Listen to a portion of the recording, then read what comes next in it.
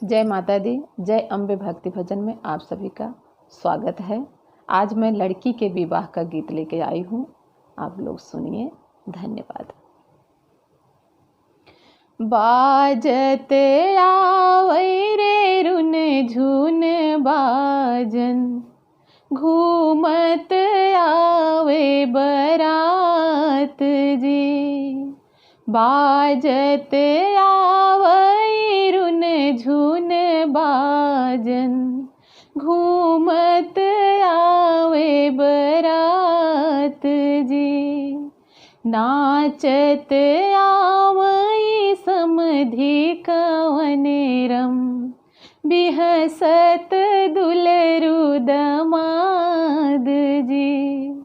नाचत आवै समधी कवनेरम, बिहसत दुलरु दमाद जी।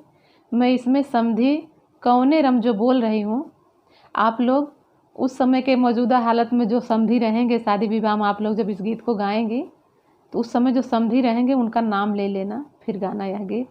नाचत आवै समधी कवनेरम, बिहसत दुलरु दमाद जी। नाचत आवै समधी कवनेरम, बिहसत दुलरु दमाद जी। कहवा उतारो मैरुन झुन बाजन, कहवा उतारू बरात जी।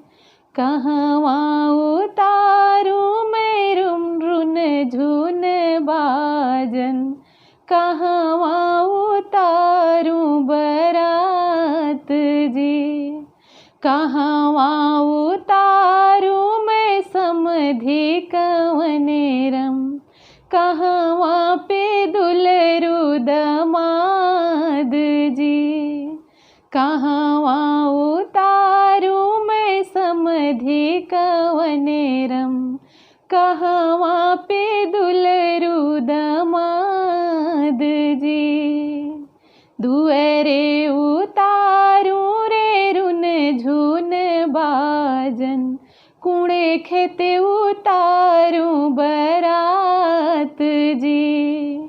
दुअरे उतारू रे रुन झुन बाजन, कुड़े खेते उतारू बरात जी।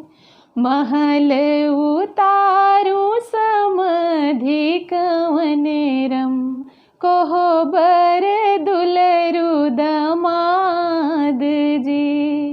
महल उतारू रे समधी कवनेरम, कोहबर दुलरु दमाद जी। काऊ दई मनाऊ मैरुन झुन बाजन, काऊ दई मनाऊ बरात जी। काऊ दई मनाऊ मैरुन झुन बाजन, काऊ दई मनाऊ बरात जी। काऊ दई मनाऊ मैं समधी कवनेरम, काऊ दई के दुलरु दमाद जी। काऊ दई मनाऊ मैं समधी कवनेरम, काऊ दई के दुलरु दमाद जी।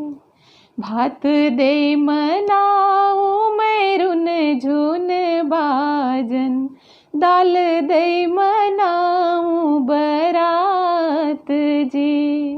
भात दई मनाऊ मैरुन झुन बाजन, दाल दई मनाऊ बरात जी। पान दई मनाऊ मैं समधी कवनेरम, बेटी दई के दुलरु दमाद जी। पान दई मनाऊ मैं समधी कवनेरम, बेटी दई के दुलरू दमाद जी। धन्यवाद।